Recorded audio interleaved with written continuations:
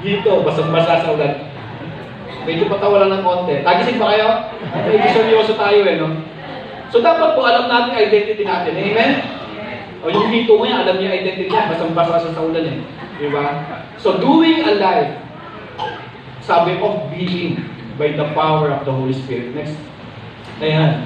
So tingnan natin po at least maging maliwanag sa atin. May pagkakaiba ba yung baptism ni John the Baptist na ginagawa niya sa mga tao sa baptism ng ating Panginoon? So mabilis lang po natin pasadahan to. Yung John's baptism focus on repentance and forgiveness. Pero in Jesus' baptism, it's new identity, balik. New identity and adoption. Okay? Pinapakita na yung baptism natin ginagawa sa panahon natin, it focuses on our new identity and our adoption in Christ. Noong panahon ni John the Baptist, ni Juan tagapagbautismo, ang focus niya lang magsisi, pagpapatawad sa kasalanan, hanggang doon lang. Pero si Jesus, ang baptism niya, new identity and adoption. Sige po, next. John's baptism, tubig lang involved. No? John's baptism, tubig lang involved. Nagbabautis po siya saan? Saang ilog? Ilog Jordan. Si Jesus' baptism, water and the Holy Spirit. Kaya po ang bautismo ay work of the Trinity, of the Triune God, Father, Son, and the Holy Spirit. Kaya water and the Holy Spirit kasama ng banal na Espiritu. Next. John's baptism, ayan nga, nagkadoble ba? Ayan. John's baptism ay preparing the way, and Jesus' baptism is entering the kingdom. Okay? So makita natin po, John's baptism is preparing the way, and Jesus' baptism is entering the kingdom. Pumapasok ka na sa kaharian. No? Entering the kingdom. Hallelujah. So hindi ka lang naghahanda, kundi pinapasok mo na ang iyong sarili, pinapapasok ka na sa kaharian ng Diyos. Yan po ang Jesus' baptism. Next. Ayan. John's baptism is cleaning the past, but Jesus' baptism is empowering the future. Okay? So, ang focus ng ni John the Baptist ay linisin ang mga kasalanan. Linisin ang nakaraan. Pero po si Jesus' baptism, empowering the future. Amen? Forward-looking ang bautismo ng ating Panginoon. Next. Ayan. So, ano po yung tatlong mahalagang dahilan ng baptism ni Jesus?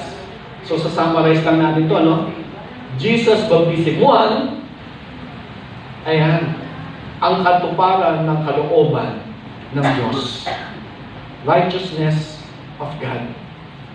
Pinapakita po sa baptism ni Jesus, apparently, di po ba, tinawag niya si John the Baptist upang bautismuhan siya.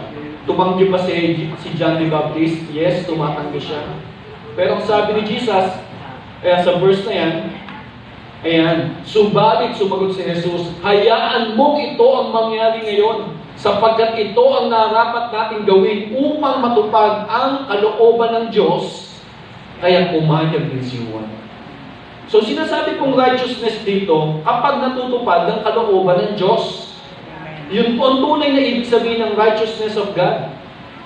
Pag sinabing righteousness of God, yung katwiran ng Diyos, natutupad yung kalooban ng Diyos sa atin at sa buhay ng bawat sa atin. Kaya mahalaga po makita natin dito, yung obedience ni Juan ay malaking bagay na umayag siya. Na kahit labag sa kanyang kalooban, ang iniisip niya, hindi niya deserve mag-baptize kay Jesus, pero dito po, ang sabi, kailangan natin itong gawin. Amen? Upang makita yung righteousness ng Panginoon. Amen? So, righteousness of God means obedience to the will of God. Amen ba yan? Amen. Ang ibig sabihin ng righteousness na dumadaloy sa atin ay dahil sumusunod tayo sa kalooban ng Panginoon. Ayan po. Pangalawa, ayan, tingnan po natin. The first essential of this Christ identity is humility. He does not save us from a distance. He saves us by becoming one of us. Our new identity starts when we realize God is not looking down on us, but standing beside us. Amen ba yan? Standing beside us. Kasama natin ang Panginoon. Ang tunay na identity ng buhay natin kapag alam natin kasama natin ang Diyos na nagpakumbaba alang-alang sa atin. At yan ang ginawa ng ating Panginoon sa kanyang bautismo. Nagpakumbaba siya, tinabihan niya, sinamahan niya, sino po? Si Juan, si John the Baptist, si Juan tagapagbautismo. Amen. So napakahalaga na makita natin yung kahalagahan ng pagtabi ng ating Panginoon at si Juan upang magbautismo, matupad ang kalooban ng Panginoon. Pangalawa, ang kahalagahan ng pagpili. Sabi nga natin po, ang bautismo ni Jesus ay simbolo po ng kanyang pagpapakilala na siya ang pinili. Siya yung inanoint. Actually, the word is the Messiah. Ang ibig sabihin ng Messiah ay anointed o pinili. Ang kahalagahan ng pagpili. Napakahalaga na makita natin, yung anointing, ibig sabihin po, sa Old Testament po kasi ang anointing ay yung binubusan ka ng langis. Di po ba? Symbolically, binubusan ka ng langis upang ipakilala na ikaw ang pinili bilang hari. No? Kaya ang ibig sabihin ng anointing po ay pinili. Ayan. Ang verse 3:16, nang mabautismuhan si Jesus, kaagad siyang umahon sa tubig. Nabuksan ang langit at nakita ni Jesus ang Espiritu ng Diyos na buwabang parang isang kalapati at dumapo sa Kanya. Okay? Dumapo sa Kanya ang kalapati. Bakit po kaya sabi doon ay dumapo yung isang kalapati? Ano ba yung simbolo ng kalapati? Peace. Kapayapaan, gentleness.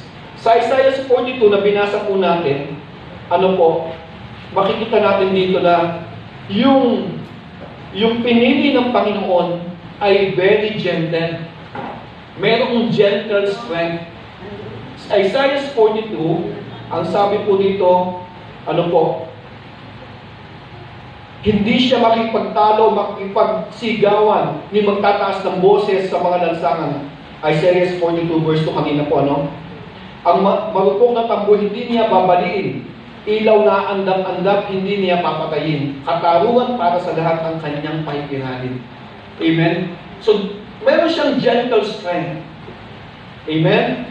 Yung sinasabi po katangian ng servant ni Lord dito po sa Isaiah ay mayroong gentle strength. Hindi siya nakipagtalo, hindi siya makipagsigawan, hindi siya makipagbalian ng tambo. Ang sabi po dito, hindi siya gagamit ng violence.